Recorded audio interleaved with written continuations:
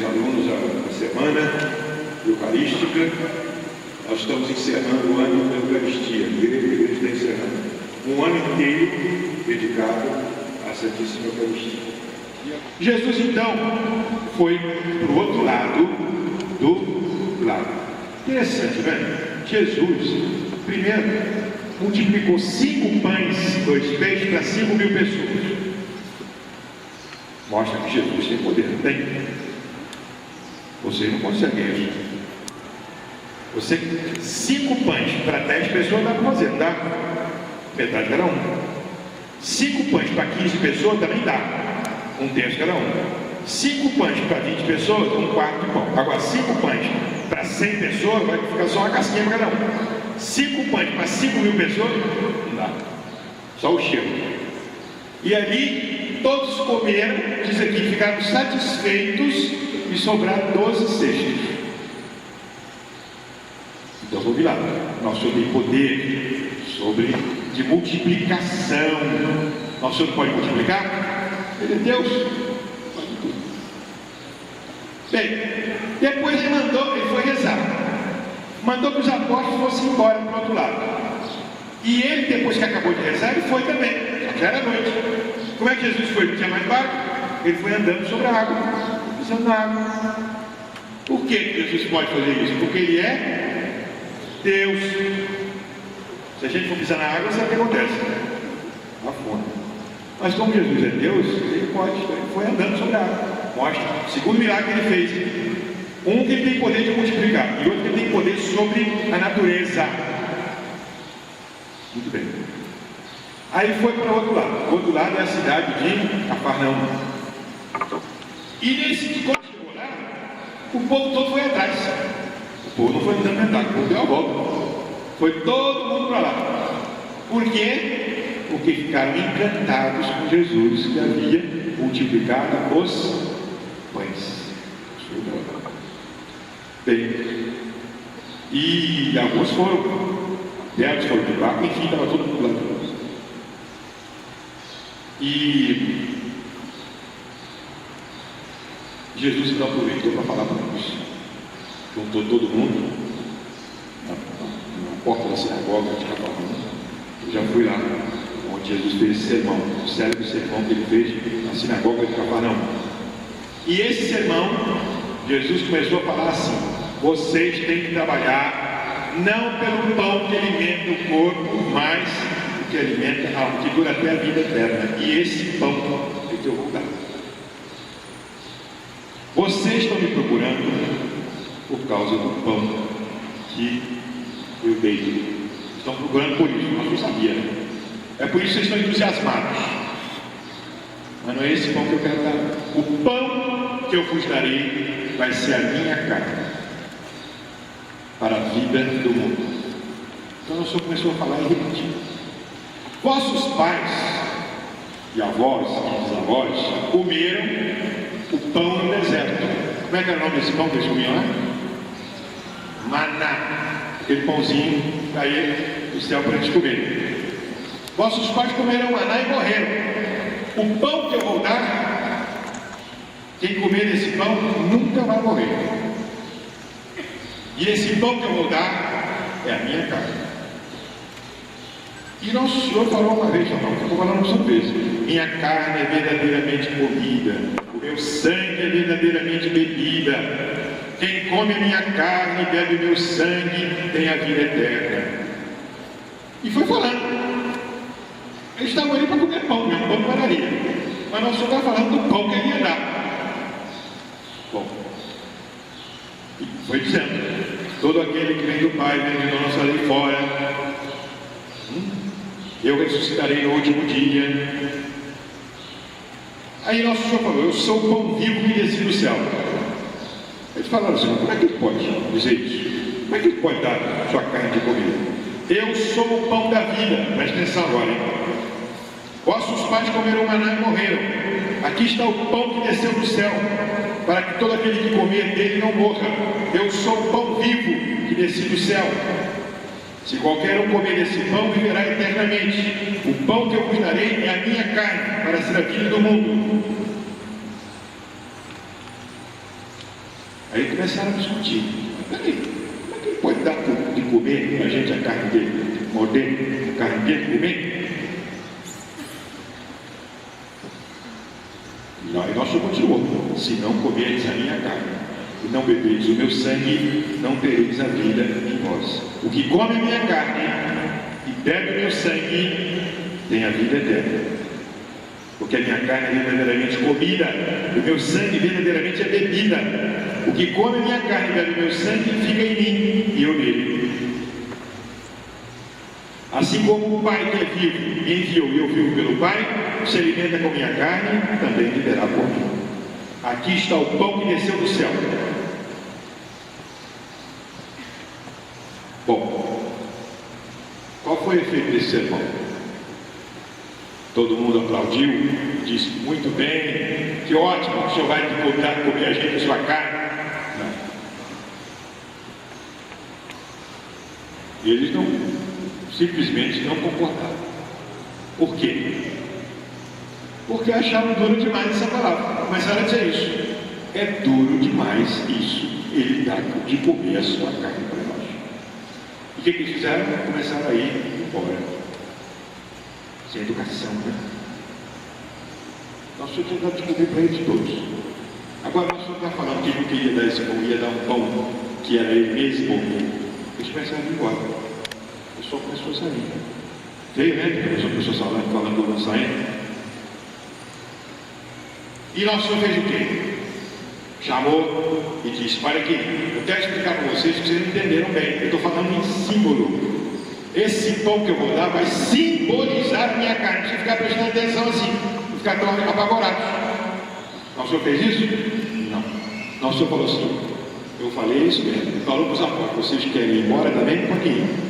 Ele falou com os que tinham sobrado, porque a metade foi embora. Ficaram alguns. Nosso Senhor falou assim: venham, eu vou explicar. Não, vocês também querem ir? Pode ir. Porque eu falei isso mesmo. Eu vou dar de comer a minha carne, vou dar de beber o meu sangue. Nosso Senhor não estava falando em símbolos, ele não estava querendo perder os discípulos. Não? Claro que não. Se ele estivesse falando em símbolos, ele ia chamar para explicar. Não, vem cá, voltem aqui, vou explicar direito. Assim como Jesus falava em parábolas, não é? Falava em parábolas. E ele sabia, porque o judeu é especialista em parábola. Quando Jesus falava assim: eu sou o cordeiro de Deus. É claro que ele não sabia, Jesus é o cara que faz ideia. Claro que não é. Isso é um modo de falar, não é? O reino do céu é semelhante a um grão de mostarda. É claro que não é um grão de mostarda. Esse é um modo de falar. Jesus falava de vez em quando em símbolos, em parábolas. O reino do céu é semelhante a um semeador. É claro que não é um semeador, não é? O reino do céu é semelhante a uma árvore. Muita coisa. É uma rede. Claro que o reino do céu é uma rede cheia de peixes. Aquilo é símbolo, não é símbolo. Então falou assim: uma rede cheia de peixes que a gente junta, faz o arrastão, puxa na praia, depois separa os bons, põe na vasilha e os ruins joga fora, não é isso? Aí isso vai acontecer no fim do mundo. Agora não é tudo junto, tudo misturado, né? Bagre, sairu, mussum, roubado, dourado, tudo misturado na mesma rede.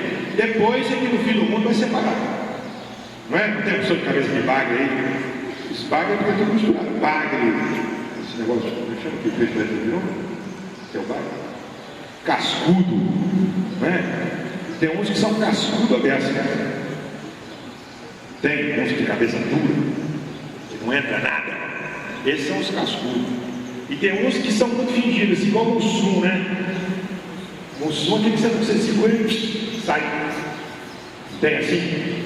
Aqui nesse colégio suponho que não tem, né? Em outros que eu conheço tem. Gente que é mussum, bagre, cascudo, tem um monte, não é? Uns que podem morder os outros, tubarão. Isso tem. Peixe brigão, tem peixe brigão. No aquário tem uns que são brigões, os outros podem ser separados, então ele briga com todo mundo. É isso. Então, tem cavalo marinho, né? Tem aluno que é igual cavalo, pode chutar os outros, a foice. Tem gente também que tem cavalo. Tem cavalo marinho bonitinho assim. Por isso o nosso Senhor diz que é tudo misturado. Depois é que vai separar, mas depois vai separar. Mas isso tudo nosso Senhor está falando em parábolas, em figura. Não é assim? Isso é um modo de falar, não é? Você é muito burro. Quer dizer, não é que você tem orelha grande, não. Nada disso. É um modo de falar. Né? Você é uma tartaruga. Porque é muito mole. É uma lesma. Muito mole. Isso é uma figura, né? Aliás, não deve falar isso para não ofender, né? Uma lesma, um burro. Você é burro. Você é uma tartaruga. Assim? Isso é um modo de falar. Aquele é uma águia. Aquela menina é uma raposa. Assim? É sujo do porco. Porco, burro, águia, mas tudo isso é modo de falar. Claro que ninguém é porco mesmo para ficar deitado no chiqueiro. Mas é um modo da gente falar. Mas Jesus está falando aqui, não é em figura não. Tanto não é em figura que eles foram embora e Jesus não explicou nada. Falou, não, é isso mesmo que eu estou falando. E se vocês, discípulos, também quiserem ir, podem ir. Então Jesus estava falando sério. Então não é aquilo que os protestantes dizem, que a Eucaristia é só uma figura, um símbolo. Não. É verdadeiramente comida.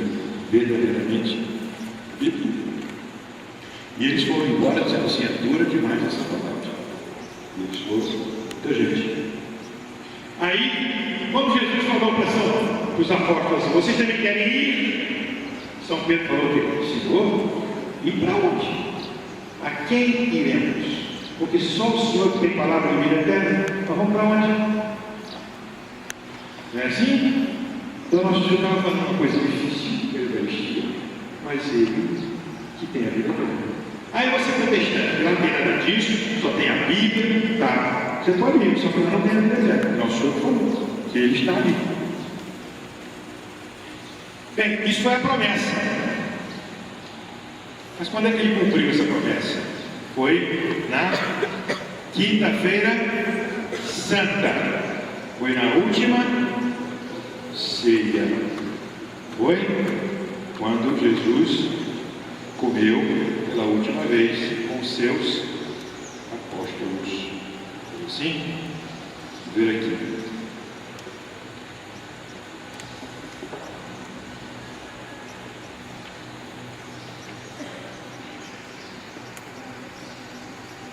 São Paulo, na Epístola aos Coríntios, primeira Epístola aos Coríntios, ele descreve como é que foi a ceia de Jesus.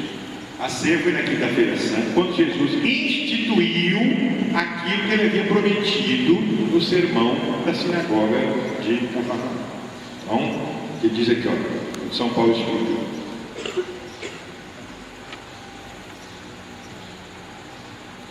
Eu recebi do Senhor o ensinamento o que eu também ensino a vós. O quê? Que o Senhor Jesus, presta atenção, o Senhor Jesus, na noite em que ele foi traído, tomou o pão e, dando graças, o partiu e disse: tomai e comei, isto é o meu corpo, que vai ser sacrificado por vós. Fazer isto em memória de mim. Do mesmo modo, depois de haver ceado, também tomou o cálice, dizendo: este cálice é o cálice do Novo Testamento, da nova aliança, do meu sangue. Fazer isto em memória de mim todas as vezes que beberdes, porque todas as vezes que comerdes este pão e beberdes este cálice, anunciareis a morte do Senhor, até que ele venha. É a recordação do sacrifício da cruz. Portanto, todo aquele que comer deste pão, ou beber do cálice do Senhor indignamente, cometerá pecado contra o corpo e o sangue do Senhor. Por isso, examine-se cada um, e assim, depois de ter examinado, coma deste pão e beba deste cálice, porque todo aquele que come e bebe indignamente, come e bebe para si a condenação, não discernindo de outra comida o corpo do Senhor. Está vendo São Paulo que está recordando? É o corpo de Jesus. Não é? Mas nós não vemos. Quando eu olho a hóstia, só está o pão. Quando eu olho o vinho, que vai tomar, só está o vinho. Eu não vejo o corpo de Jesus. Vejo? E por que eu creio? Eu creio porque ele falou. Foi? Então, o ato de fé está baseado na palavra. Não é assim? Eu creio porque Jesus falou. E essa palavra é transmitida pela igreja. Eu creio na presença real de Jesus. Por quê? Porque Jesus é Deus. E Jesus pode. Tanto assim que por isso que antes dele prometer, ele multiplicou os pães e ele andou sobre as águas. Para mostrar que ele tem poder. E assim como ele pode ficar oculto sob a aparência do pão, porque ele mesmo mostra que tem poder, andou sobre as águas e multiplicou os pães. E ele falou que está, isto é o meu corpo. Não simboliza, nem é parecido. Isto é o meu corpo. Não é? Um ato de fé, por exemplo. Quando eu faço, se eu vejo, aí não tenho fé, não é? Por exemplo, vocês acreditam que na minha mão está a Bíblia Sagrada? Vocês creem nisso? Claro, está vendo? Pode colocar, não é? Estou fazendo mágica nenhuma. Está vendo aqui a Bíblia? Essa aqui é pequenininha, essa é uma coisa. Só que essa aqui é pequenininha, outra é coisa. Não é? Vocês acreditam? Acreditam? Vocês acreditam que aqui está o Padre Marco Antônio e o Padre São Paulo? Acredito, claro, estão vendo? Não é? Estão fazendo nenhuma novidade. Agora, vocês acreditam que no meu bolso tem um texto? Acredita? Hein? Eu estou falando, aqui no meu bolso tem um texto. Acredita? Ó, eu sou bispo, não vou pregar mentira. Estou falando com vocês sério, que aqui no meu bolso tem um texto. Vocês acreditam? Você acredita? Não? Eu não acredito, não. Mas os meninos, vocês acreditam? Estou falando sério agora. No meu bolso aqui tem um texto. É sério, vocês acreditam? Acreditam? Você é menino, acredita? Vocês vão fazer um ato de fé. Por quê? Ó, o bispo está falando. Ele não prega mentira, não costuma pregar mentira. Não quer pregar mentira. Não quer enganar a gente. Está falando, dá um texto no bolso dele, que dá. Não é? E se uma colega perguntar a você, o bispo tem um texto no bolso? Tem. Você viu? Não. Como é que você sabe? Ele falou? Não é? Você tem certeza que tem um texto no meu bolso? Tem. Porque eu falei. Isso.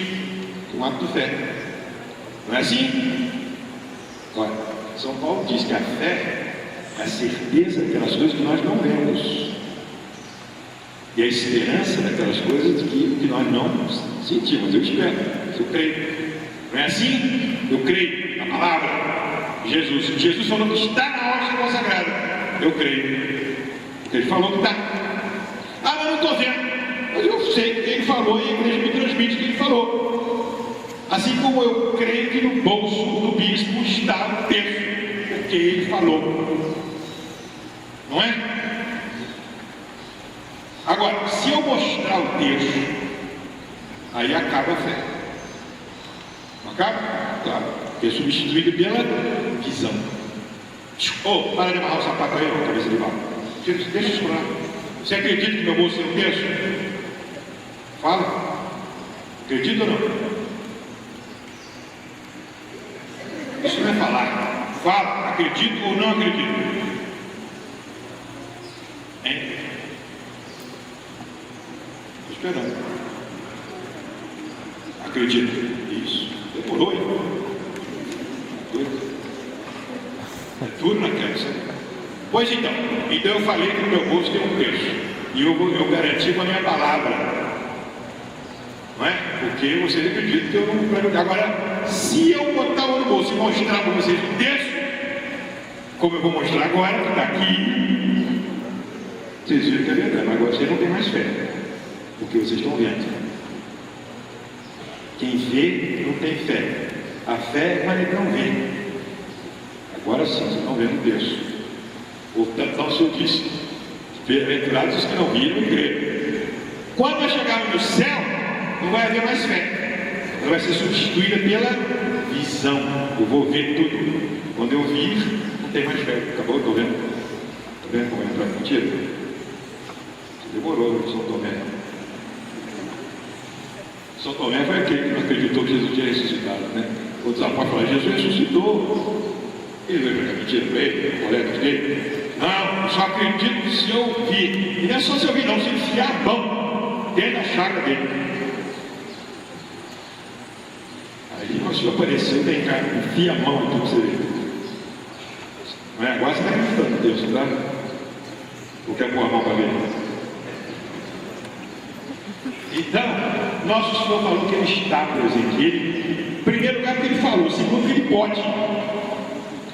Não é? Era possível que eu tivesse no meu bolso, não é? E eu falei que estava. Então Jesus pode, porque Ele é Deus, Ele demonstrou andando sobre as águas e multiplicando os pães. E Ele falou que está. E Ele pode tudo, porque Ele é Deus. Então eu creio que Jesus está presente na hóstia consagrada. Por que a igreja faz toda essa manifestação, genuflexão? Quando a gente passa o tempo santíssimo, né? Faz a genuflexão, sim. O Santíssimo está exposto à genuflexão dupla, toda essa cerimônia, os cantos, o respeito na igreja. Por quê? Porque nós cremos na presença de Deus. Então, ouviram aqui a leitura, né? Bem, então, como eu falei desde o começo, a Eucaristia é o sacrifício, a Eucaristia é o sacramento.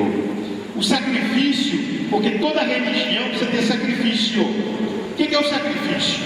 Sacrifício é um ato solene, sagrado, chama-se sacrum pater, é um sacrifício, para reconhecer que Deus é o nosso Senhor. Eu faço um sacrifício, ajoelho e ofereço alguma coisa. Por exemplo, no Antigo Testamento, vocês têm lá o sacrifício de Abel, Caim e Abel, não tem? Caim oferecia o sacrifício daquelas coisas que ele tinha na agricultura, batata, coisa, e Abel oferecia o carneirinho, porque Caim era agricultor e Abel era pastor. Então cada um ofereceu lá. Ofereceu o quê? Algo para reconhecer que Deus é o dono de tudo. Né? Ofereceu o sacrifício. Como o sacrifício de Noé, o sacrifício de Abraão, aqueles sacrifícios todos que eles faziam de touros, de ovelhas, de tudo para Deus. Alguns sacrifícios eram de ação, e os pagãos também faziam isso, os romanos, aqueles, faziam sacrifício para os deuses deles. Cada um oferecia boi, carneiro, tudo mais. Mas o sacrifício que ofereciam para Deus é isso, para reconhecer, mas tudo aquilo era insuficiente porque era manchado pelo pecado. Só um sacrifício que ia valer mesmo, o sacrifício de Jesus. Deus se fez homem. Jesus é a segunda pessoa da Santíssima Trindade, se fez homem e morreu na cruz, que ofereceu esse grande sacrifício dele mesmo. Ele morreu na cruz por nós, para reconhecer que Deus é o Senhor. Mas como nós não íamos assistir, nem todos nós assistimos, e nenhum de nós aqui assistiu a morte de Jesus na cruz, como é que a gente ia participar desse sacrifício? Porque a gente tem que participar, estar junto, né? Todo mundo junto. Então Jesus instituiu a missa, que era para repetir o sacrifício da cruz, de modo incruento. Ele não ia mais morrer e derramar o sangue, mas de modo incruento, oferecendo pão e vinho, ia ser em memória e repetição do sacrifício da cruz, de modo sacramental. Por isso, a missa para que nós participemos do sacrifício de Cristo, sacrifício eucarístico, Eucaristia. E quando nós comungamos, nós participamos dessa vítima que é receber Jesus na cruz. E depois que Jesus vem a comunhão a nós, Ele continua no sagrado para receber nossa visita, nossa adoração, como vocês de vez em quando vêm aqui rezar ao nosso Senhor, está no sagrado, e é a continuação da missa, porque no sagrado Jesus continua seu estado de vítima que ele se ofereceu na missa, ele continua na presença real do sagrado. Não é? Vocês conhecem aquela história de Santo Antônio? Santo Antônio fazia muito milagre, não é? E foi naquela época, século XIII, onde havia muitos hereges também que negavam que Jesus estava presente ali. Então um dia, um grande herege desafiou Santo Antônio: eu não acredito no que o senhor prega, que Jesus está presente. Só acredito se a minha mula, se meu povo ajoelhar diante do Santíssimo. E eu desafio o Senhor para isso. Falou lá no sermão. Santo Antônio tinha também poder, ele falou: ó, eu tá bom, eu aceito o desafio. Aí o homem chegou, prendeu a mula dele durante 3 dias sem comer. E ele juntou o povo todo na praça, né? Para ver a mula dele ajoelhar diante do Santíssimo. Só que ele foi muito sabido, o homem. Arranjou um monte de capim verdinho assim, né? Botou e amarrou a mula lá no canto. 3 dias sem comer. Quando ele soltasse a mula, evidentemente a mula ia comer o capim, né? 3 dias sem comer. E deixou um monte de capim lá e a mula amarrada lá, para poder a mula, ele soltar a mula e a mula ir para o Santíssimo. Ele disse: vai esperar que ela vai. Não vai ver, ela vai comer o capim. Bom, aí Santo Antônio falou assim: pode juntar o povo todo. Juntou o povo todo lá. Santo Antônio entrou na igreja, rezou, pegou o Santíssimo, colocou na custódia, igual eu vou colocar ali agora, né? Ali, a custódia, aquele sol, Santo Antônio colocou e foi lá para a praça. Os coroinhas batendo a campainha, Santo Antônio foi. Quando Santo Antônio chegou na praça, o homem soltou a mula. Normalmente a mula tinha que ir para um monte de capim, né? Mas ela não foi. Ela foi lá para o Santíssimo e ajoelhou lá. Aí todo mundo também ajoelhou, inclusive o homem. Não é? Está vendo que a mula estava melhor que ele. Todo mundo ajoelhou e ele também, e adorou Nosso Senhor, porque foi um milagre, não foi? Normalmente isso não acontece. E esse homem depois tornou-se ajudante. Santo Antônio foi um grande pregador também para propagar a Santíssima Eucaristia. Então isso para mostrar a presença real do Nosso Senhor e o valor da missa. A missa tem um valor infinito, porque Nosso Senhor está ali, não é? E vale a pena a gente assistir a missa. Nosso Senhor dá muitas graças para assistir a missa. E uma graça que a gente tem que ter é comungar sempre e pedir a Nosso Senhor a graça de, quando a gente estiver para morrer, poder morrer confortado com a comunhão. Vocês estão no colégio agora, vocês depois vão crescer, vão fazer o 2º grau, depois vão fazer a faculdade, vão se formar, mas não pode esquecer das lições que estão aprendendo no colégio, de sempre vir receber Jesus na comunhão.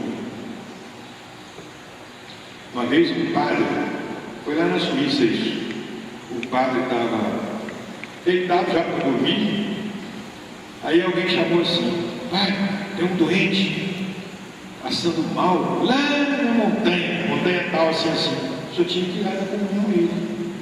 Aí o padre levantou da cama, alguém tinha falado isso com ele, já foi lá no sacrário, pegou a comunhão, não é? Para dar para o doente. Por isso que o Santíssimo foi guardado no sacrário para poder dar comunhão para ele. Ele foi lá, foi montado um cavalo, o outro, o cristão ajudando, foi lá. Andou, chegou lá naquela tal montanha, chegou de manhã cedo já. Tinha um homem rachando a lenha, um velho rachando a lenha. Aí perguntou: olha, me chamaram aqui para poder dar comunhão à pessoa que está morrendo. Tem alguém doente aí na sua família? Disse: não tem ninguém doente aqui não. E nessas casas aí que o senhor conhece, tem ninguém doente?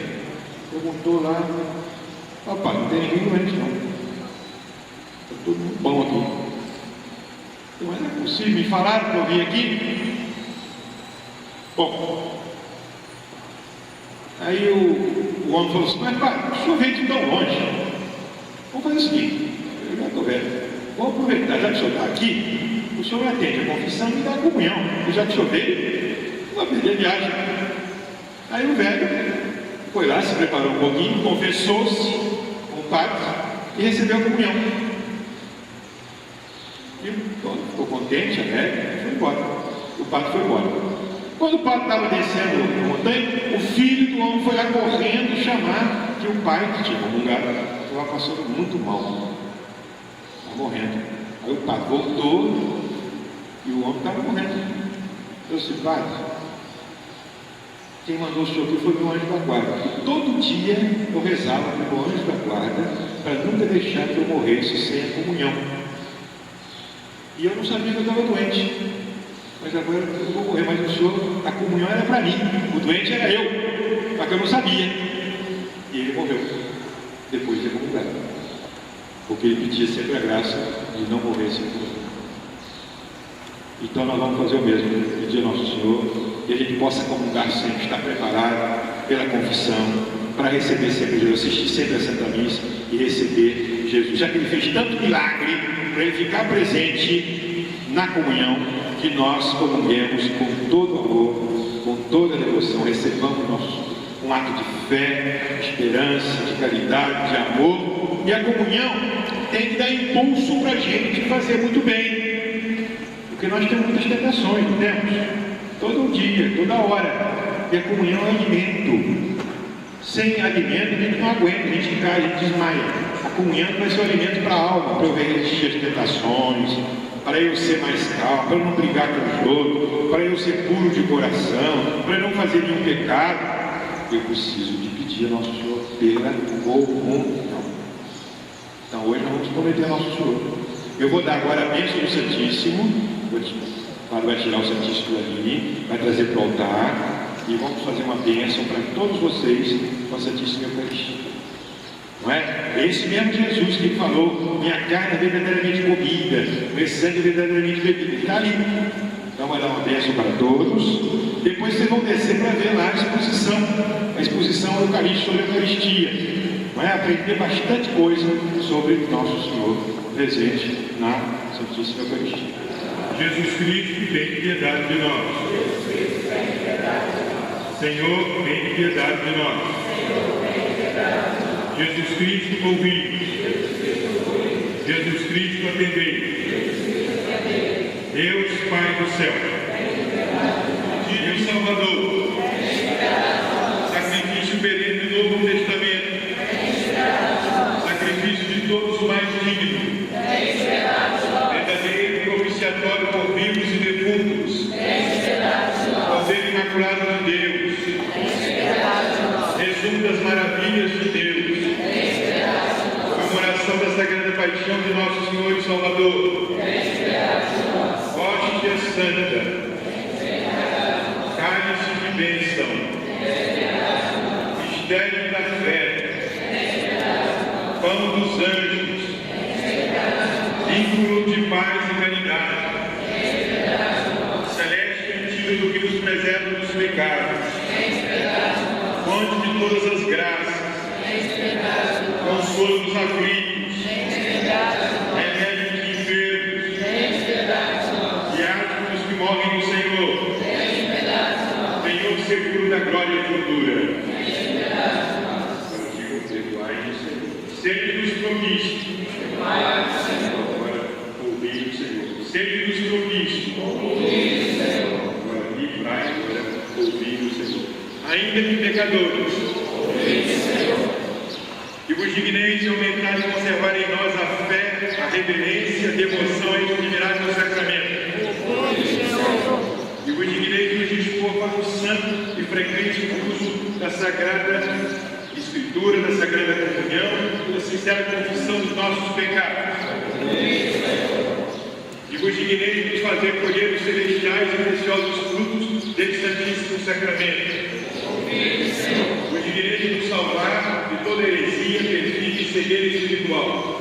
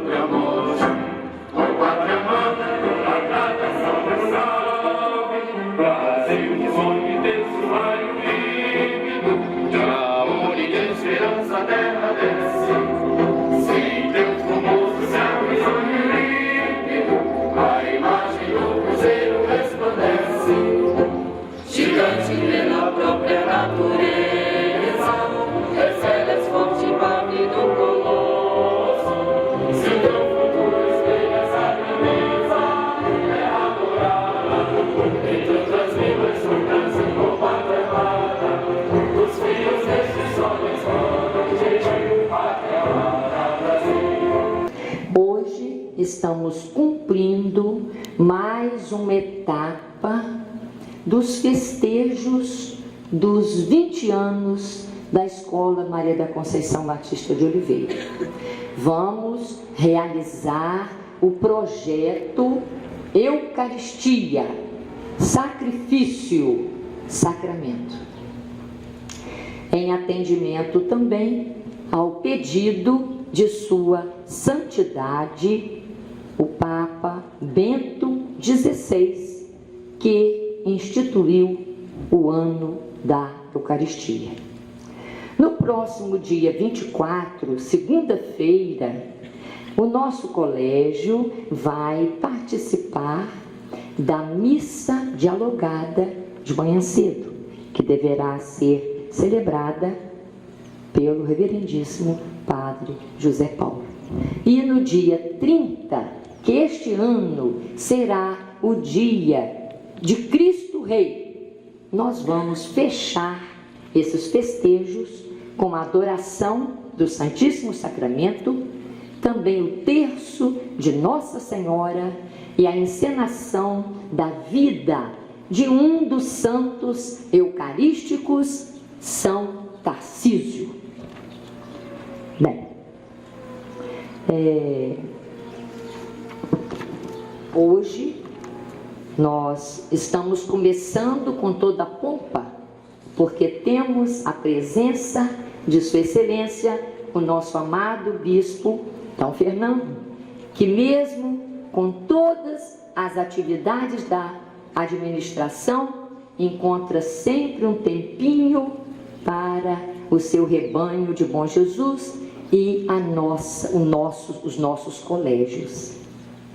Também com a presença do Padre José Paulo e do Padre Marco Antônio, que no afã da paróquia de Bom Jesus marcam presença juntinhos de nós.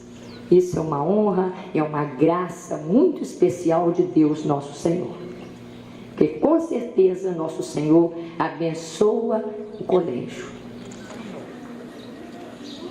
Vamos ver.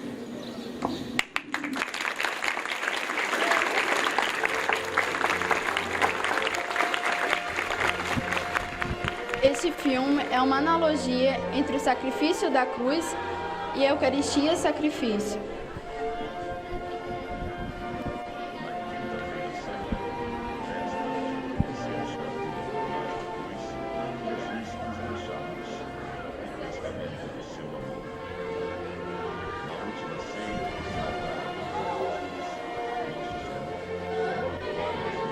Essas aqui são as figuras da Eucaristia no Antigo Testamento. A árvore da vida, o sacrifício de Melquisedeque, o maná, a arca da aliança, o cordeiro pascal e o alimento milagroso de Elias. Eu vou falar sobre o símbolo, que é a multiplicação dos pães. Jesus estava junto com milhares de seus seguidores. A ele só tinha 5 pães e 2 peixes.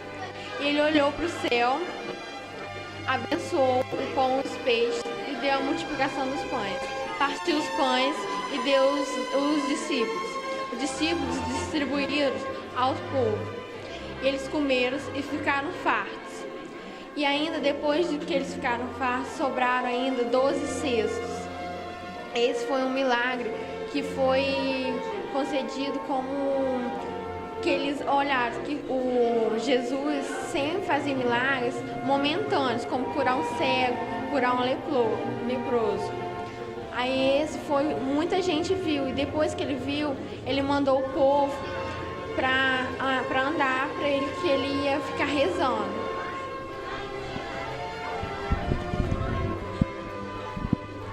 Essa figura representa a promessa da Eucaristia. Quando Jesus foi prometer a Eucaristia, ele disse: eu sou o pão da vida, eu sou o pão vivo que desce do céu. Os que comerem desse pão viverão eternamente.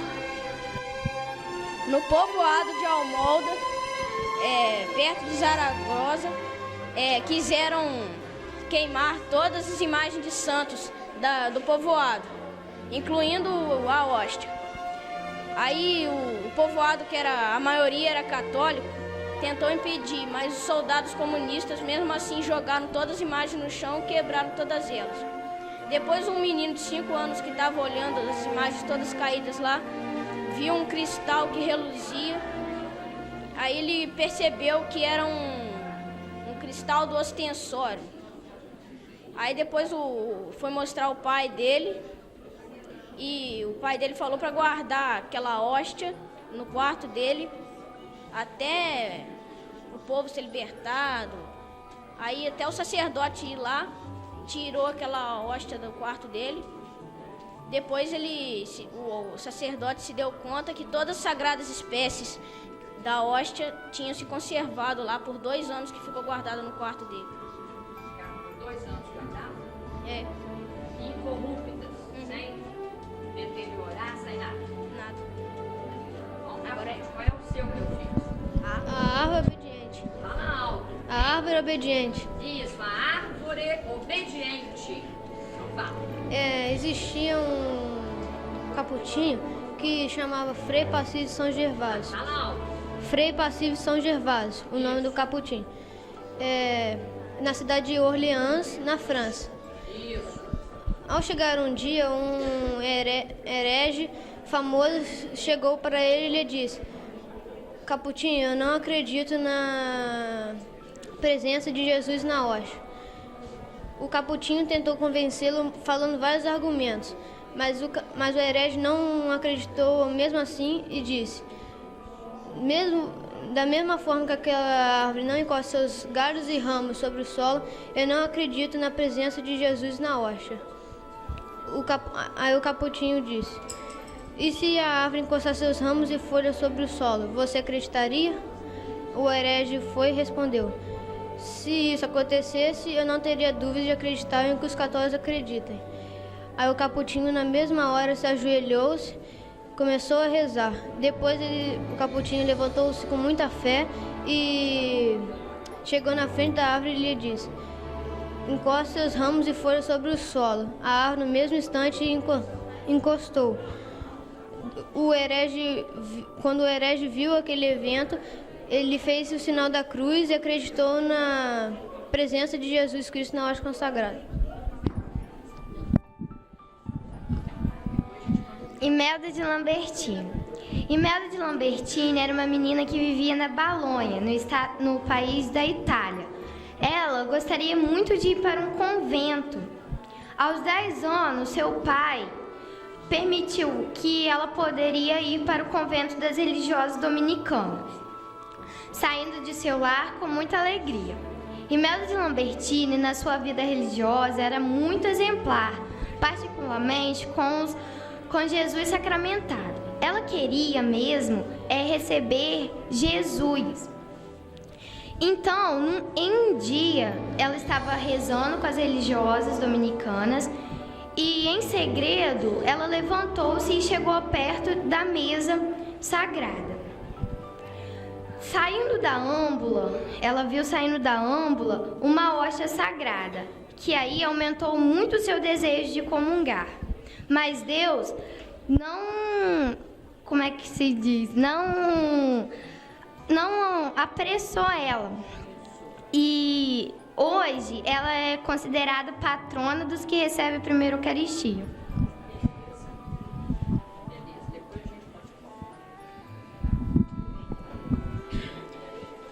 Em 1931, na cidade de Colômbia, aconteceu uma pessoa comungou sem fé.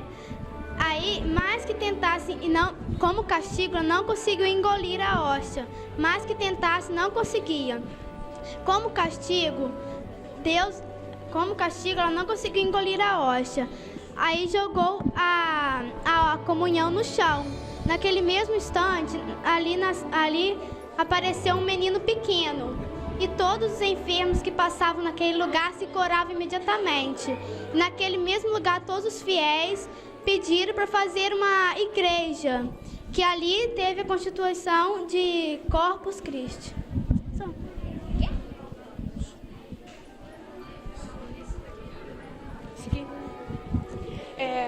era uma moça que ela estava com problemas de saúde e ela tinha problemas com o marido também. Aí ela tinha que ir na igreja para pedir a Deus que ajudasse a ela. E em vez de ela ir na igreja confessar ao padre, ela falou com uma moça que era ignorante e tinha uma certa malícia. E essa moça, essa velha, aconselhou a ela a roubar as hóstias da igreja e tomar em casa. Aí ela roubou as hóstias da igreja.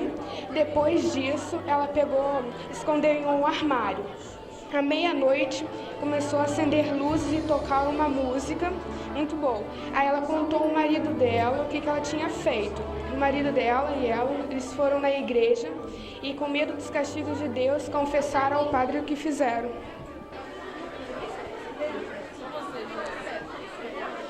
Deus, não satisfeito com o seu amor pela humanidade.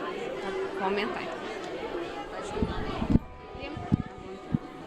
Jesus Cristo veio ao mundo para demonstrar seu grande amor pela humanidade. Deus, mesmo assim, não satisfeito com essa grande demonstração de amor, Ele nos deixou a Santíssima Eucaristia. A Santíssima Eucaristia é Jesus Cristo feito em carne e sangue. A Maria, mãe da Santa Eucaristia, ela é mãe de Deus, ou seja, sendo mãe de Deus, ela é mãe da Santa Eucaristia. Ela nos pede, nos suplica que nós continuamos ajudando aos outros, mesmo ajudando, tendo o amor pela Santíssima Eucaristia, o respeito, que hoje em dia muita gente falta, esse respeito, comungando até o fim dos tempos. Tudo isso aqui teve mão de criança, então tem um valor muito grande. Cada caderninho, desde do primeiro período, eles trabalharam. Olha bem cada figurinha que as crianças fizeram, muito importante. Não é? Esse é o estande do Jardim da Infância. Aqui, quem vai falar da primeira quarta foi ensaiado? Para falar? É exposição só. São imitações de altar. Olha que gracinha. Os autores são as crianças da primeira à quarta série. Fizeram altares da missa. Cada um tem o seu respectivo autor escrito nas plataformas. Tem verdadeiras obras de arte aí e minúcias que as crianças são boas observadoras.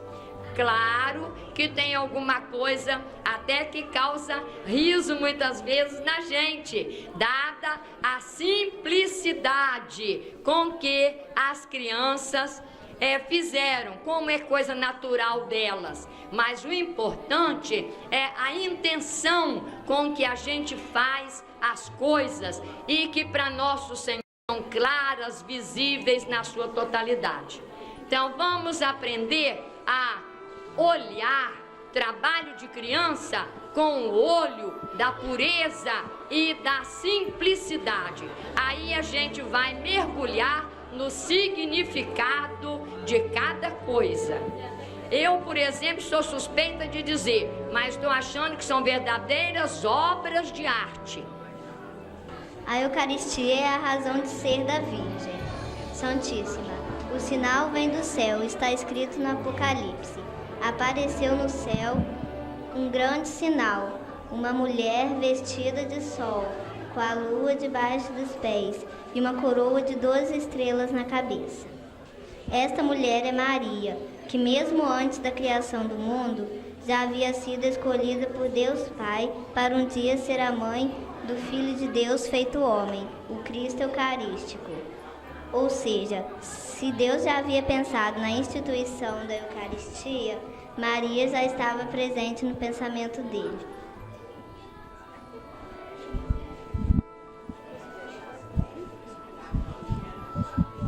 Maria Santíssima é o laço de união entre a encarnação e a Eucaristia. Após o anjo ter anunciado a boa encarnação à Virgem, ela, além de cheia de graça, se torna cheia de Deus.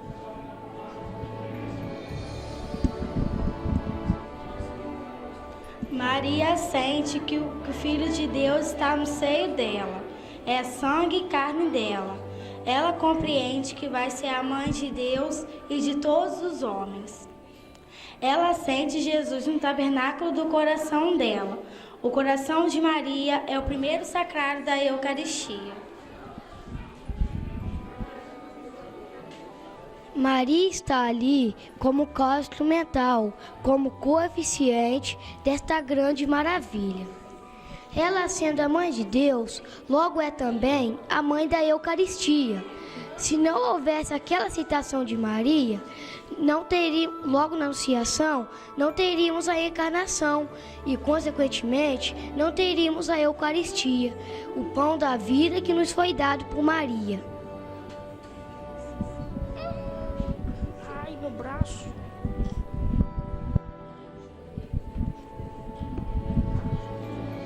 Maria Santíssima é o instrumento da Eucaristia. A Santa Mãe, o Divino Filho e o Santíssimo Sacramento formam parte da... Como é que é? Mistério. Formam parte de um mistério mais íntimo e profundo do que as nuvens do incenso que os envolve. Para terminar, a Eucaristia é o sacrifício constante, repetição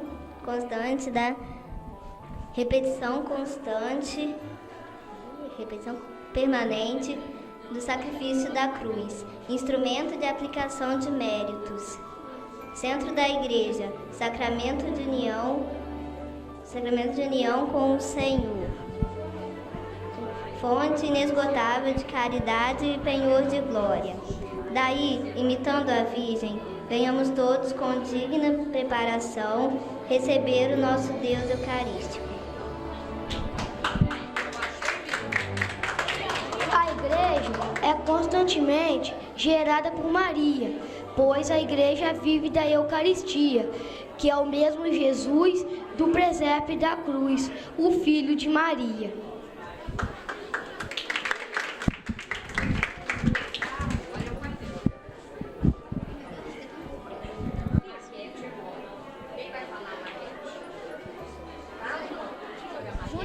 Aqui é uma maquete da Escola Santa Maria. A igreja, que é o centro da escola, nela nós temos Jesus Eucarístico sacramentado. O fundo da escola está, no fundo da igreja é a escola. Aqui temos o pátio, o jardim de infância e aqui é o pátio do jardim. Aqui tem um projetinho da 8ª série só para exposição. É uma representação da Santa Ceia, que eles estão explicando lá em cima. O tempo litúrgico é o ciclo das festas cristãs que são celebradas anualmente. Ele é dividido em duas partes, o próprio do tempo e o próprio dos santos. O próprio do tempo ele é móvel e muda de acordo com a Páscoa. E o próprio dos santos são as festas fixas que abrangem tanto as festas de Nossa Senhora quanto as dos anjos e a dos santos. O ano litúrgico é composto pelas épocas do Advento, do Natal, depois da Epifania, da Quaresma, da Páscoa e depois de Pentecostes. O canto próprio da missa da igreja até hoje. O Advento é o início do ano litúrgico e dura 4 semanas. Advento significa vinda e representa os séculos que precederam a vinda do Salvador e os que sucederam a vinda de Jesus no fim do mundo. Durante o Advento, a Igreja manifesta seu espírito de penitência pelos paramentos roxos e suprimindo na missa o alegre cântico do Glória in Excelsis. E o tempo do Natal, ele começa no dia 25 de dezembro e termina com a purificação da bem-aventurada Virgem Maria.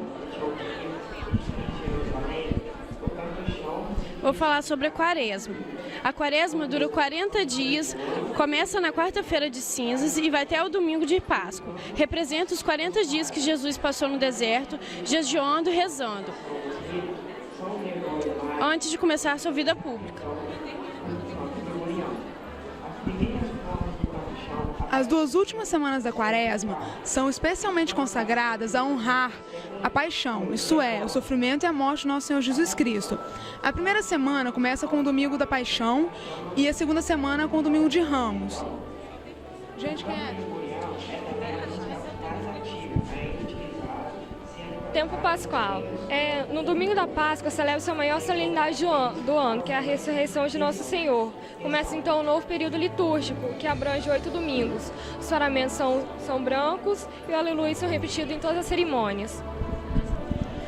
O tempo de Pentecostes. O tempo de Pentecostes é o mais longo de todo o período litúrgico. Ele começa na festa de Pentecostes e dura de 23 a 28 domingos. A cor dos paramentos usados é o verde, a não ser nos dias de festas. E o último domingo depois do período de Pentecostes termina o ano litúrgico. Ele é um pouco diferente porque... Têmporas são festas próprias dos santos de tempo fixo. São semanas solenes de oração e jejum que acontecem 4 vezes por ano. São a 4ª, 6ª e sábado da 3ª semana do Advento, a 1ª da Quaresma, a 1ª semana de Pentecostes e a 3ª semana de setembro. Sandálias do bispo. Desde a antiguidade, os bispos tinham costume de, não podia subir no altar com uma sandália comum. Então eles criaram o costume de subir com uma sandália melhorada, que era vermelha e tecida de ouro, que é essa aqui.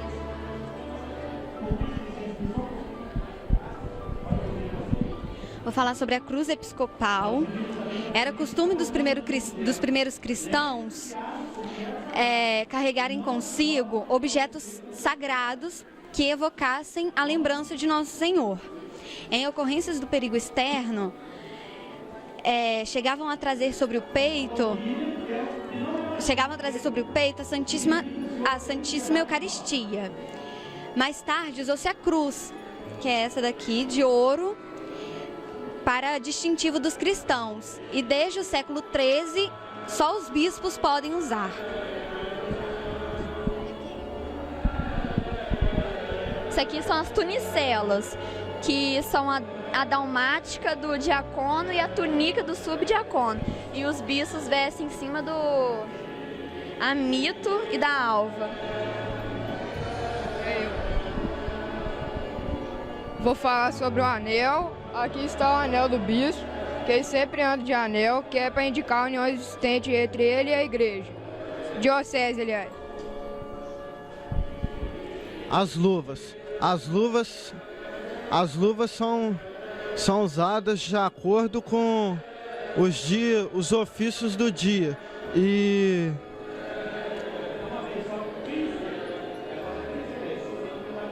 os liturgistas interpretam como sinal de pureza e elas são usadas de acordo com as cores dos paramentos. Eu vou falar sobre a mita.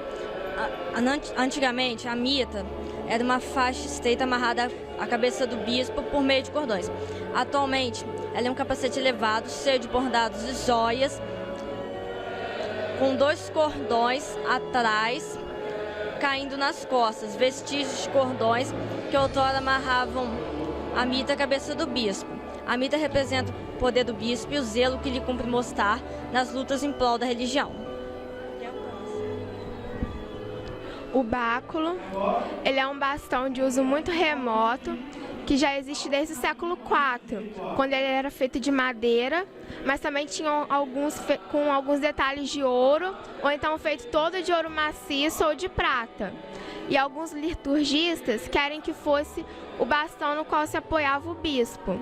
E do ponto de vista simbólico, ele representa o cajado de um pastor, que tem a obrigação de conduzir e guardar o rebanho, e ser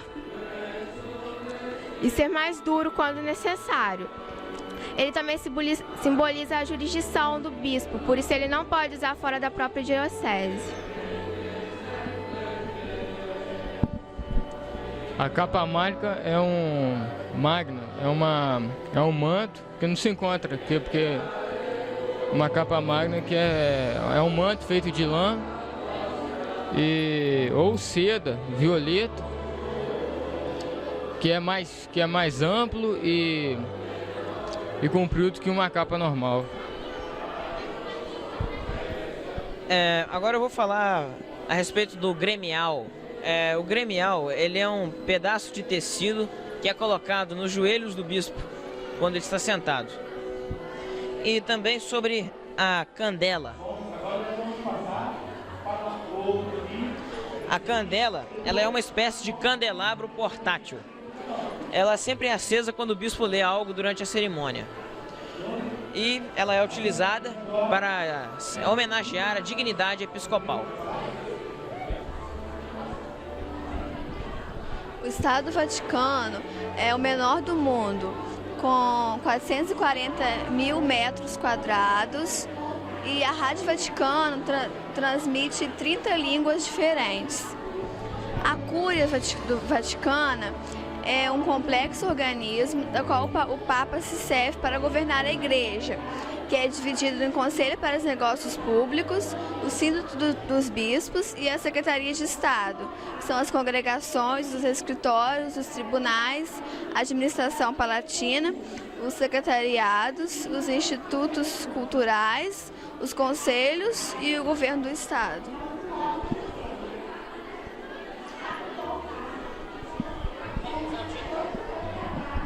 Vou falar sobre o escudo biscopal.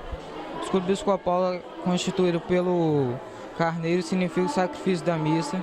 O arminho, que é uma lembrança do escudo de Dom Antônio. A tocha, que significa a tradição do sacerdócio católico. As chaves da igreja e a proteção de Nossa Senhora Rainha do Clero.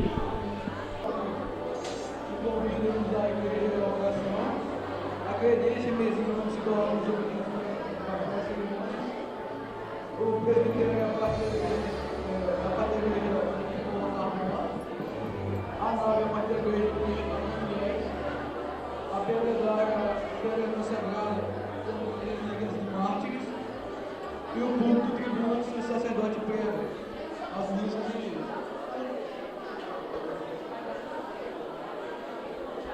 Mais detalhes, vocês vão saber aqui na outra apresentação. Tipo prático, são os objetos dados pelo disciplina, a missa e as bênçãos contínuas. Há 3 partes de cada minuto. Aqui nós temos o Liber Usualis, que é um livro usado em missas, vésperas e outras peças do ofício divino. Ele tem na língua grega e também tem o Hagios Theos, que é usado na semana da Eucaristia. Também tem o Kyrie, que é um canto gregoriano, que é usado nas missas, em missas festivas. Aqui nós temos a completa. A completa e o vesperal. Esse vesperal é um livro raro, muito difícil de achar. A última edição dele foi em 1925. Esses dois, a completa e o vesperal, eles contêm parte do ofício divino. Aqui nós temos o Canto Select e o Lubit Late Deo, que contém peças gregorianas para incrementar a liturgia. E aqui cadê o Brian? Vou falar um pouquinho sobre o canto-chão. O canto-chão, ele é um canto utilizado nas liturgias cristãs e herdado de práticas nas sinagogas judaicas e também influenciado pela música pagã. De acordo com a região em que a música se desenvolvia, os modos eram classificados ainda como autênticos, regiões aguda, e plagais, regiões graves. A história surgia nos núcleos da igreja em Constantinopla, Roma, e na Antioquia, em Jerusalém. O canto-chão diversifica em 4 ritos: o ambrosiano, o gregoriano, o galicano e o canto moçárabe. Apesar de acreditar-se em unificação dos ritos, São Gregório de Magno ele fez o gregoriano, o canto gregoriano.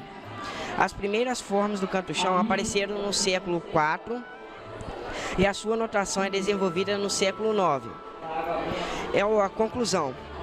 O canto-chão é o principal fundamento da chama musical ocidental. O canto gregoriano é também a música mais antiga, ainda utilizada, sendo cantada em mosteiros no mundo todo. Tem como característica a ausência de tensão. Só. Agora eu vou explicar um pouco sobre os instrumentos. Bem, aqui nós temos um órgão portátil. A única diferença dele é que ele utiliza energia elétrica. E aqui nós temos um que utiliza pedais que enchem os foles. E quando toca na tecla, os foles são abertos, liberando som. E você pode controlar a altura do som por esses dispositivos. Então a gente vai falar da Santa Missa. O tabernáculo é o mesmo que o sacrário. É onde o Santíssimo Sacrifício vai ser levado depois da celebração. A cruz do altar, ela tá ali, ela pode ficar em cima do altar ou nele mesmo. Ela tá ali para lembrar da ceia de Jesus e também do sacrifício do Redentor. As castiçais são suportes das velas. As sacras do altar são todas as coisas que estão no altar que são sagradas. As galetas são recipientes, onde se coloca o vinho e a água, que vão ser celebrados na missa. A credência é a mesinha onde se coloca os objetos para a cerimônia. Cibório é o mesmo que âmbula, é onde fica as hóstias, que vão ser consagradas. A Bíblia é onde contém a palavra de Deus, e algumas partes delas vão ser lidas durante a missa. A patena é um pratinho onde vai ficar a hóstia consagrada. O cálice é onde fica o vinho, que vai ser consagrado na Santa Missa. O véu do cálice é um véu que fica sobre o cálice. O acessório é onde fica a hóstia em exposição e é usado também nas procissões. A naveta é onde fica o incenso e depois o incenso é botado no turíbulo para ser queimado e produz uma fumaça. Essa fumaça sobe para o céu e representa as nossas orações. A caldeirinha é onde fica a água benta. Essa água benta depois é passada para o sopo, que é o que o padre usa para jogar água benta nos fiéis. Púlpito é onde o padre celebra a missa, onde ele prega. A pala também é colocada em cima do cálice. A bolsa é onde guarda o corporal. A pia batismal, onde se realiza o batismo das crianças. A sacristia é o lugar onde se guardam os objetos sagrados. Os sinos são instrumentos de metal que convidam à igreja e à oração. O púlpito é a tribuna onde o sacerdote prega. O presbitério é a parte da igreja onde fica o altar-mor. A nave é a parte da igreja destinada aos fiéis e aos oratórios. A credência é a mesinha onde se colocam os objetos para as cerimônias. E a pedra d'ara, a pedra consagrada contendo relíquias de mártires. Agora nós vamos ver todos os tipos de vaso litúrgico. Vaso litúrgico são os objetos usados na Santa Missa ou na bênção do Santíssimo. Há 3 classes de vasos litúrgicos, os que são consagrados, os que são bênçãos, os que não são nem consagrados nem bênçãos. Na primeira categoria a gente encontra o cálice e a patena. Na segunda a gente encontra o cibório, o ostensório e a custódia. E na terceira a gente encontra as galetas, o turíbulo, a naveta, a caldeirinha e o issopo. Vasos litúrgicos são os vasos usados no culto divino. Quais são os vasos litúrgicos? Cálice, a patena, a âmbula e o ombro ostensório. Quais são os outros objetos usados no culto divino? A campainha, a caldeirinha, o issopo, o purificatório, as galetas, a naveta e o turíbulo. A campainha, ela serve para chamar a atenção dos fiéis nas horas mais importantes do Santo Sacrifício. Bom, essa é a caldeirinha. A caldeirinha é um vaso portátil para que se coloque água benta e que com o isopo o padre joga água benta nos fiéis. Purificatório é um pequeno recipiente onde o padre purifica seus dedos para dar a comunhão fora da missa. São pequenos recipientes de metal ou de vidro em que se colocam o vinho e a água, são usados no santo sacrifício da missa. Cálice. Cálice é o vaso usado pelo padre na missa para a consagração do vinho. Âmbula ou cibório é o vaso que encerra as hortas consagradas.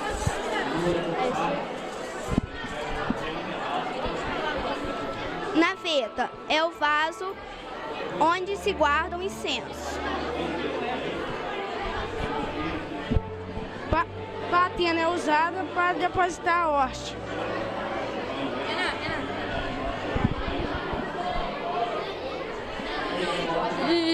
Isoto, instrumento com que se fazem as aspersões.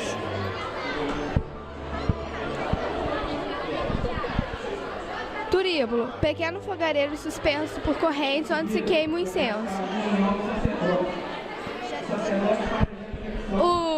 O ostensório nós não podemos ter agora porque ele foi usado na bênção do Santíssimo e não deu tempo de chegar aqui. Logo em seguida, a bênção dos fiéis e começa a comunhão dos fiéis, onde todos os fiéis que estão no estado de unidade podem entrar. A missa é dividida em 6 partes. A primeira é a aspersão. A aspersão é da água benta que se faz aos domingos, antes das missas conventuais e paroquiais. É um sacramental que tem por fim purificar os fiéis para dignamente que assistem à celebração do Santo Sacrifício e ao mesmo tempo relembra o batismo. A oração no pé do altar é um apelo humilde e confiante à misericórdia de Deus, que purificados aos nossos pecados, possamos celebrar dignamente aos augustos mistérios, onde está contido o Salmo 42. Há uma pequena oração. Diante de Deus confesso meus pecadores. Pela intercessão de Maria Santíssima e de todos os santos, imploremos misericórdia e perdão. O introito, um canto solene de entrada. Antigamente compunha-se de uma antífona e de um salmo cantado por inteiro, mas hoje está reduzido a apenas um só versículo. O Kyrie eleison é a invocação das 3 pessoas da Santíssima Trindade. O Kyrie eleison é a palavra grega que significa Senhor, tende piedade de nós. Glória in Excelsis. Grande doxologia e hino de louvor à Santíssima Trindade. Hino angélico, assim chamado, que por começar por cantos com que os anjos celebram ao nascimento de Nosso Senhor, da Virgem, da Santíssima Virgem, dos anjos e dos santos. A coleta é uma breve oração. O celebrante resume e apresenta a Deus os votos de toda a Assembleia, votos estes sugeridos pelos mistérios e solenidades do dia.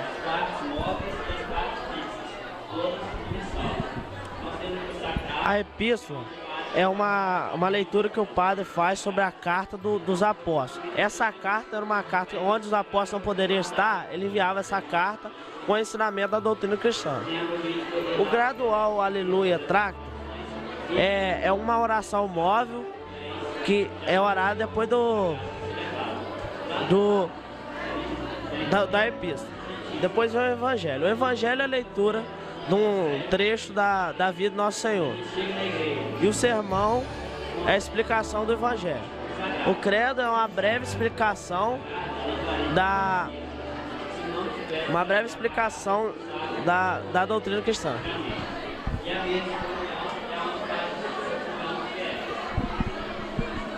Logo após o credo, nós temos a oblação do pão e do vinho, que é onde é o ofertório propriamente dito. É onde o padre oferece o pão e o vinho, que em breve serão transformados em corpo e sangue de Nosso Senhor. Depois da oblação do pão e do vinho, tem a oblação dos fiéis, que é onde o padre coloca uma pequena gota de água no vinho, que será transformado, transubstanciado. Depois vem a invocação do Espírito Santo sobre os oblatos, que é a oração que o padre faz. Depois vem o incensamento que é onde incensos apenas nas missas solenes ou missas cantadas. E o incenso simboliza nossas orações que sobem até Deus. Em seguida do incensamento vem o lavabo, onde o padre purifica as mãos, que simboliza a pureza necessária para celebrar o santo sacrifício da missa. Depois do lavabo vem uma oração que se chama Suscipe Sancta Trinitas. Entre outras coisas, também vem depois o Orater Fratres, é onde o padre nos convida a rezar virando para o povo. Orater Fratres quer dizer orar irmãos. Em seguida vem a oração que o padre faz em silêncio, sozinho em particular, quer dizer secreta.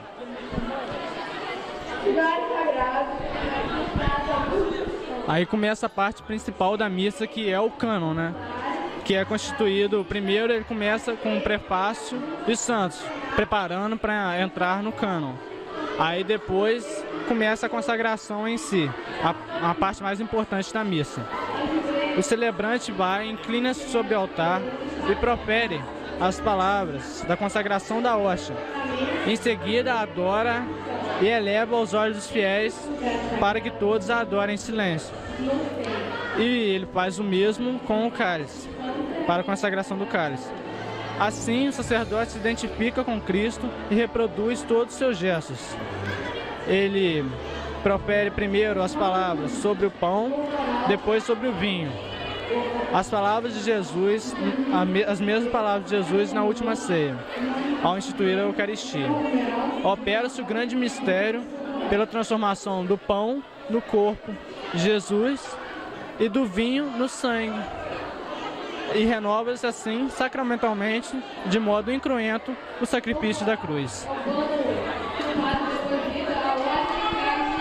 Então, agora vem o Pater e o Libernos. O Pater Nosso, que é a oração que Nosso Senhor mesmo ensinou, é o Pai Nosso. São duas orações que servem como preparação para a comunhão, que se encontram aqui.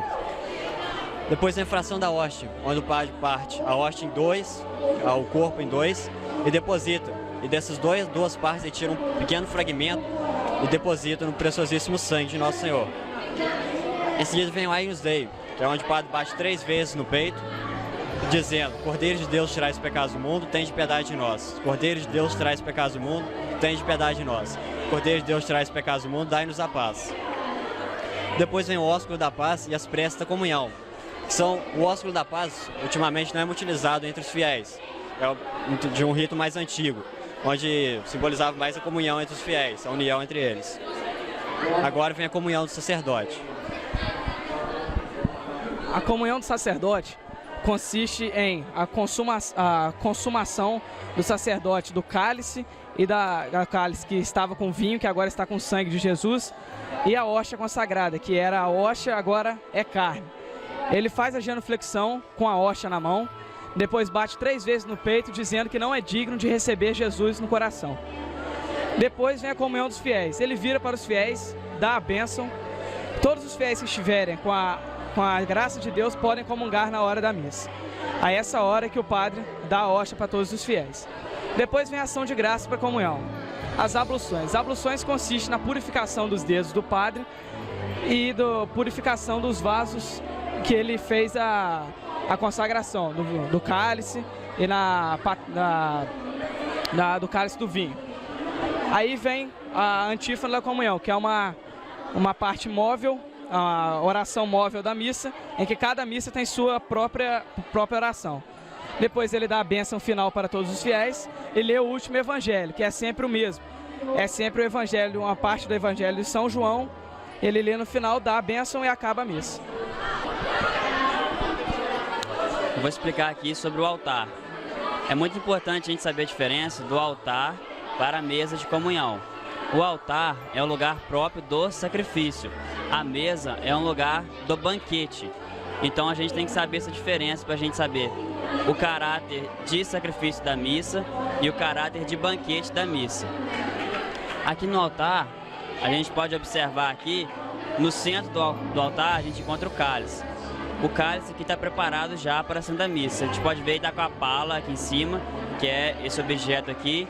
Debaixo dela a gente encontra a patena, onde o padre coloca a hóstia para a consagração. E aqui, esse pano aqui é o sanguíneo, que o padre vai usar depois para purificar o cálice e para enxugar os lábios depois da comunhão. O cálice é onde o padre coloca o vinho para a consagração. A patena é onde ele vai colocar a hóstia para a consagração. Aqui sob o cálice e sob as toalhas do altar está a pedra d'ara, que é chamada também de altar móvel. Todo o altar tem que conter a pedra d'ara. A pedra d'ara é uma pedra de mármore com um buraco no centro, onde estão colocadas as relíquias de três santos mártires. E ali sobre essas relíquias vai ser realizada a consagração do pão e do vinho.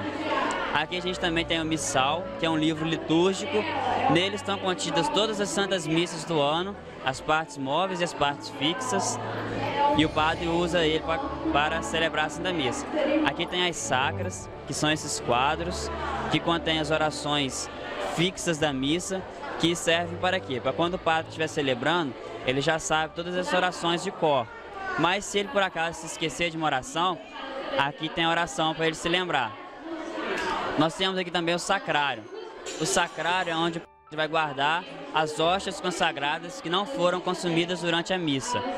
E aqui no sacrário ele vai ficar depositado para durante a semana a gente vir visitar, fazer as nossas orações, para ser levado aos doentes quando precisar, para o padre dar comunhão fora da missa. Então, para isso, fica guardado aqui as hóstias. Ali do lado, nós temos a lâmpada do Santíssimo. A lâmpada do Santíssimo, ela serve para quando a gente chega numa igreja, a gente saber se no sacrário contém ou não o Santíssimo Sacramento.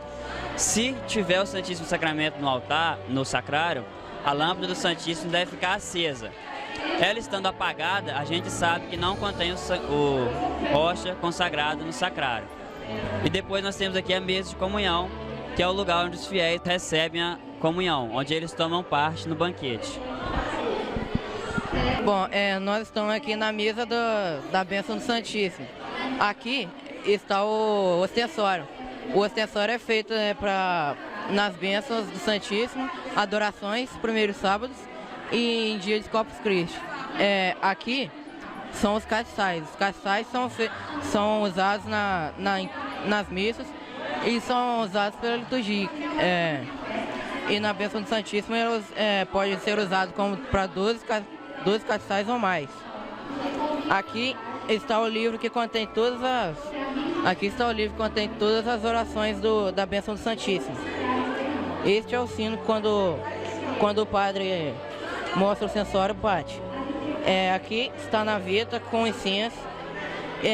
O incenso coloca dentro do turíbulo, que é esse. Ele é usado nas bênçãos santíssimos e em dias litúrgicos. Ele é feito para incensar o povo, o sacerdote e é feito para incensar a hóstia, o ostensório. E a ladainha do Santíssimo Sacramento também é feito na bênção do Santíssimo. As procissões é o ato em que louvamos nosso louvor a Deus em público, e ali tem as fotos de algumas mais recentes.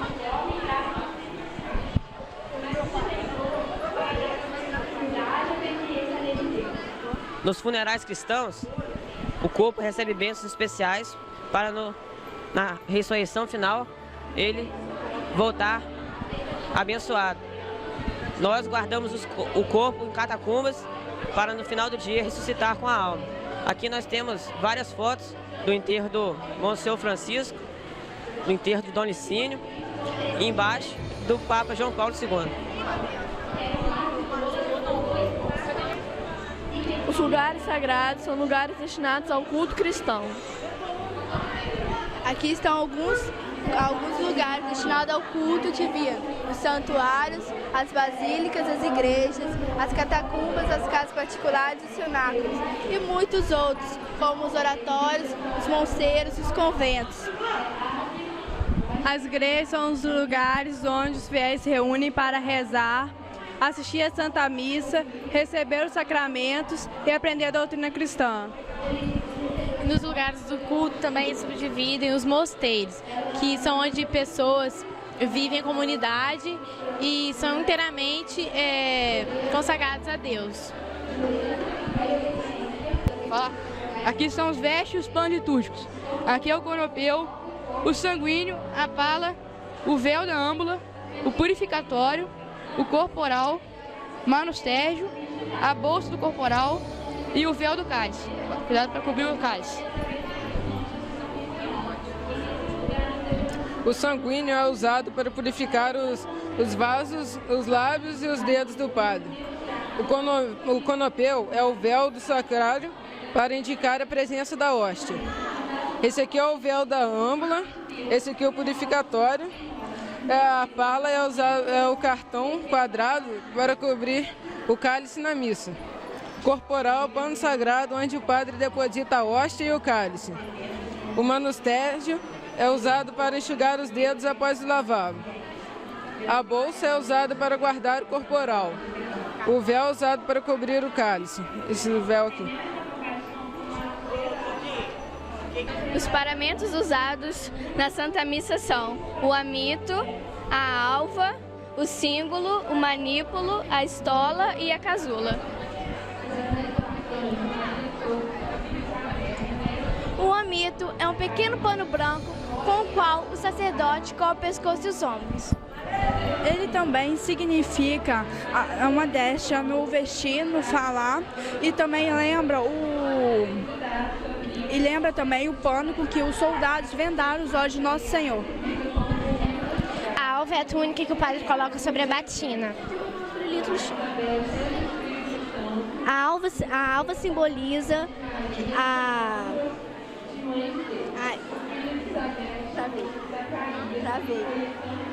alva simboliza a pureza e lembra a túnica dos loucos com que Herodes mandou revestir Nosso Senhor. O símbolo é uma corda que serve para ajustar a alva à cintura e simboliza a corda com a qual prenderam Nosso Senhor. Manípulo é uma espécie de faixa que o padre usa no braço esquerdo. Simboliza o trabalho e a dor. Lembra a corda que atou as mãos de Nosso Senhor. Essa estola, uma longa faixa de pano que o padre põe sobre os ombros para a administração dos sacramentos e algumas outras funções. Ela simboliza o poder sacerdotal e lembra a corda colocada ao pescoço de Nosso Senhor ao levar a cruz. Casula é o paramento que o padre usa por cima da alva da estola para celebrar a Santa Missa. Simboliza o jugo do Senhor e lembra a túnica que tiraram de Nosso Senhor para crucificar. Sobrepeliz é uma veste branca que os clérigos usam sobre a batina para celebrar a missa. O barrete é um tipo de um chapéu quadrado que os clérigos usam em certas circunstâncias. A dalmática é o paramento próprio do diácono.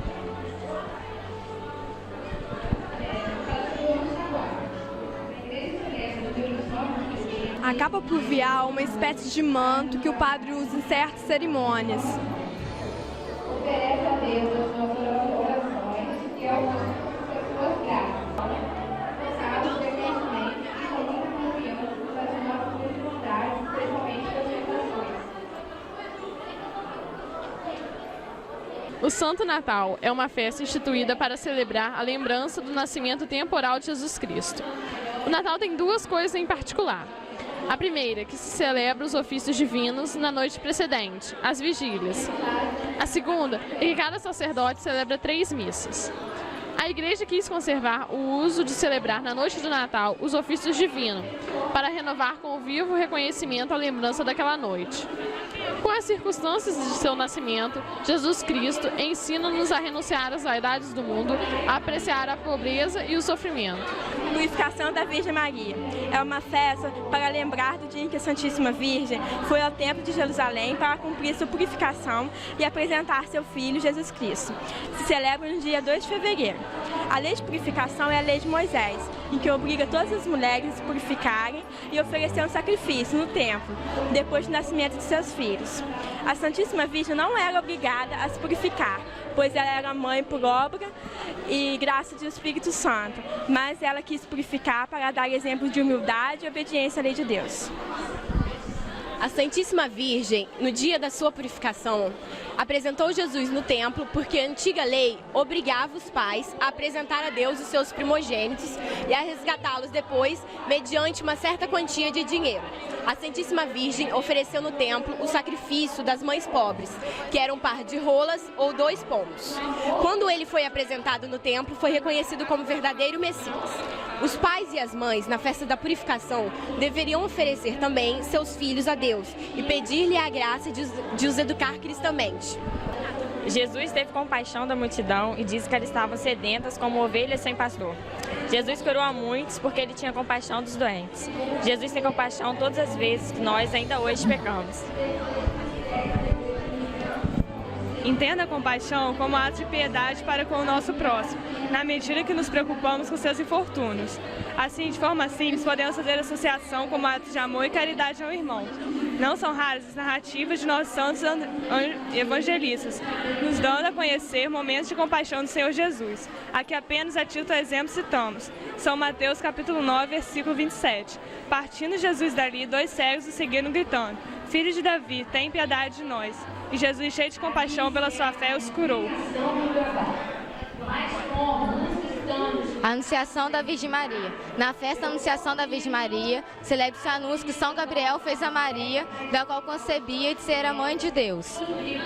Quando São Gabriel apareceu, ele dirigiu-lhe as palavras com que nós a saudamos. Ave, ó cheia de graça, o Senhor esteja convosco. Bendito sois vós entre as mulheres. Ao ouvir essas palavras, a Virgem Maria ficou perturbada, não sejam dignos dos novos e gloriosos títulos. No ano em que Maria consentiu em ser mãe de Deus, a segunda pessoa da Santíssima Trindade encarnou no seu seio, tomando corpo e alma como os nossos, por obra do Espírito Santo. A Santíssima Virgem, na Anunciação, ensina em primeiro lugar o tesouro da virgindade, em segundo lugar que nós devemos dispor da pureza e humildade para receber dentro de nós Jesus Cristo. Em terceiro lugar, que nós devemos nos submeter à vontade divina. Na solenidade da Anunciação, de maioria, devemos, em primeiro lugar, adorar profundamente o Verbo encarnado para a salvação e agradecer o benefício. No segundo lugar, congratular com a Santíssima pela dignidade de Deus e honrá-la como Nossa Senhora. Terceiro, rezar com grande devoção e respeito à Ave Maria. Assunção de Maria. A Assunção de Maria é celebrada no dia 15 de agosto. Nessa festa, a Igreja celebra a morte preciosa e a gloriosa Assunção da Virgem Maria ao céu. Maria foi levada ao céu de corpo e alma. Sua Assunção foi definida pelo Santo Padre Pio XII em 1º de novembro de 1950. Maria foi exaltada acima de todos os coros de anjos e acima de todos os santos do paraíso, como Rainha do céu e da terra. Maria foi exaltada sobre todas as criaturas porque é mãe de Deus e é de todas as criaturas a mais humilde e a mais santa. Purgatório. A doutrina da Igreja Católica sobre o purgatório compreende 3 pontos. Primeiro, o purgatório existe. Segundo, nele as almas serão purificadas. E terceiro, os fiéis da Igreja militante podem fazer, pelas orações e obras meritórias, aliviar as penas das almas do purgatório. O purgatório é um lugar onde não se prevalece a misericórdia, mas a justiça divina. As penas das almas devem ser de natureza e satisfazerem plenamente a justiça divina. Anjo da Guarda. A Igreja celebra no dia 29 de setembro a festa de São Miguel e de todos os anjos, e no dia 2 de outubro a festa dos Anjos da Guarda. Chama-se Anjo da Guarda aqueles que Deus destinou para nos guardarem e guiarem no caminho da salvação. O Anjo da Guarda assiste-nos com boas inspirações e, recordando-nos os nossos deveres, guia-nos no caminho do bem. Oferece a Deus nossas orações e alcança-nos as suas graças. Devemos prestar nosso reconhecimento aos Anjos da Guarda em 4 coisas. Primeiro, respeitar a sua presença e não os contristar com pecado algum. Seguir prontamente os bons sentimentos, fazer as nossas orações com a maior devoção, invocá-los frequentemente e com muita confiança nas nossas necessidades, especialmente nas tentações. São Miguel Arcanjo. São Miguel Arcanjo, cujo nome significa quem é igual a Deus, é um dos 7 espíritos assistentes ao trono do Altíssimo, a quem Deus confiou poderes extraordinários para a salvação dos eleitos. Inimigo do orgulho e da mentira, São Miguel defendeu vitoriosamente os direitos de Deus contra contra a arrogância de Lúcifer e seus companheiros. Em muitos lugares da Bíblia faz menções do anjo do Senhor, que segundo estudiosos não é outro senão São Miguel. São Miguel é protetor das almas justas e defensor dos corpos destinados à eterna glória. Segundo piedosa tradição, foi o arcanjo São Miguel quem levou a alma de Maria Santíssima ao céu. A Igreja Católica celebra duas festas, 29 de setembro e 8 de maio. Natividade da Virgem Maria. A igreja celebra a festa da Natividade da Virgem Maria dia 8 de setembro. A igreja celebra essa festa porque Maria, desde seu nascimento, foi a mais santa de todas as criaturas e porque ela estava destinada a ser mãe do Salvador. Celebra-se também a festa da Natividade de São João Batista. A diferença é que Maria nasceu em graça e foi concebida em graça. E São João Batista, descendente da família de Davi, passou uma vida pobre, humilde e escondida, mas preciosa para Deus. Nas virtudes de Maria, devemos admirar de maneira especial o voto de castidade, cujo até hoje não houve outro exemplo. Na festa da Natividade de Maria, devemos fazer 4 coisas. Primeiro, agradecer a Deus os dons com que a enriqueceu sobre todas as criaturas. Segundo, pedir por intercessão dela. Terceiro, venerar a santidade de Maria e se alegrar com ela pelas suas grandezas. E quarto, procurar imitá-la e conservar sempre a graça. A festa da Imaculada Conceição celebra-se no dia 8 de dezembro. Essa festa é celebrada porque ela foi santificada pela divina graça desde o primeiro instante em que foi concebida e assim preservada e isenta da culpa original. O Papa Pio IX, por uma bula dogmática e com o consenso de todo o episcopado católico, definiu o artigo de fé da Imaculada Conceição. Deus concedeu à Virgem Maria o privilégio da Imaculada Conceição, porque convinha a santidade e a majestade de Jesus Cristo que a Virgem destinada a ser sua mãe não fosse nem sequer por um momento escrava do demônio. As intenções da Igreja ao celebrar a festa da Imaculada Conceição são: excitar em nós o vivo reconhecimento para com Deus, avisar a nossa fé na intenção em Maria, fazer-nos entender quanto Deus ama a pureza das almas e aumentar nossa devoção a Maria. A apresentação de Nossa Senhora. No dia 21 de novembro é a despedida das festas marianas no ano eclesiástico. Tudo o que sabemos da apresentação de Nossa Senhora no templo, sabemos-lo por lendas e informações extrabíblicas. A Igreja Ocidental conhece a comemoração da apresentação de Nossa Senhora desde o século VIII, prescrita primeiramente pelo Papa Gregório XI. Em 1372, a apresentação de Nossa Senhora encerra 2 sacrifícios, a dos pais e a da menina Maria. São José. Sua festa é celebrada dia 19 de março. Ele subiu ao céu com um grau de glória altíssima. Ele era esposo de Virgem Maria e pai adotivo do menino Jesus e patrono da igreja. Por isso sua festa é celebrada em particular. Ele era carpinteiro na cidade de Nazaré, de Galileia, e ele era muito pobre. Isso nós devemos imitá-los na sua pobreza e devemos nos desapegar-nos dos bens materiais. Devemos também imitar as suas virtudes, principalmente na humildade, e devemos também pedir a ele uma boa morte. A festa de São João Batista é celebrada no dia 24 de junho. E ele foi o precursor de Jesus porque ele foi mandado por Deus para anunciar e para preparar os hebreus para o receberem.